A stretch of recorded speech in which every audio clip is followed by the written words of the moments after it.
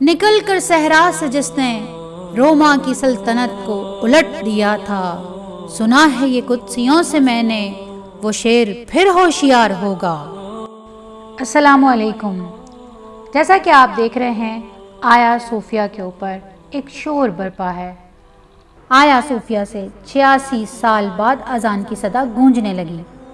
सुल्तान फातेह ने 1453 में इस्तांबुल की फतह के बाद इसे मस्जिद में तब्दील करने का फरमान जारी कर दिया था और उसके बाद से यह मस्जिद ही रही, मगर कमाल अतातुर्क ने इसे म्यूज़ियम में बदल दिया था।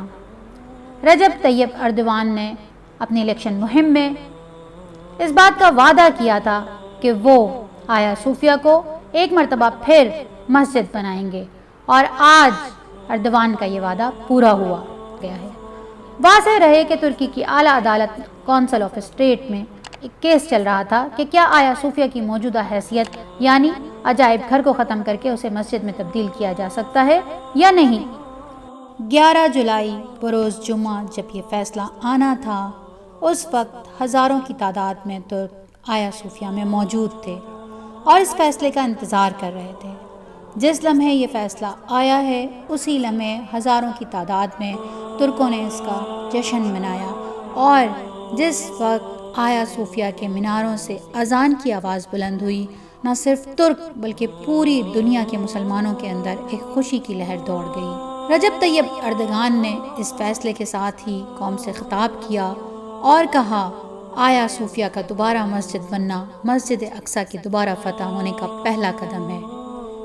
Ayasofya'yı müze olmaktan çıkarıp cami ismiyle müsemma hale getirdik.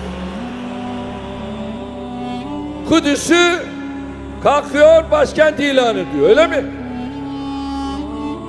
Golan tepelerini işgalci İsrail'e çekiyor, öyle mi? Ve siz de Türkiye'den bir cevap alacaksınız.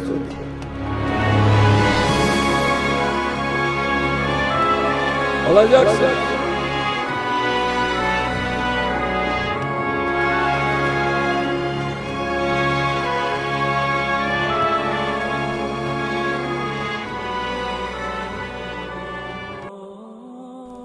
मुसलमान इस वक्त बहुत खुश हैं और इसे एक बड़ा कदम करार दिया जा रहा है। जहाँ पूरी दुनिया के मुसलमान इस फैसले से बहुत खुश हैं, वहीं पूरी दुनिया के अंदर इस फैसले ने बड़ी हलचल मचाई है। रजब तैयब अर्दगान ने और भी बहुत से बड़े बड़े फ़ैसले किए, लेकिन आया सूफिया को दोबारा मस्जिद बनाना यकीनन ऐसा कारनामा है जो रहती दुनिया तक उनके नाम के साथ याद रखा जाएगा। आया सूफिया की तारीख़ क्या है, इंशाअल्लाह इसके ऊपर भी जल्दी बात करेंगे। उस वक्त तक के लिए इजाज़त दीजिए। अल्लाह हाफ़िज़। अस्सलामु अलैकुम वरहमतुल्लाहि व बरकातुहू।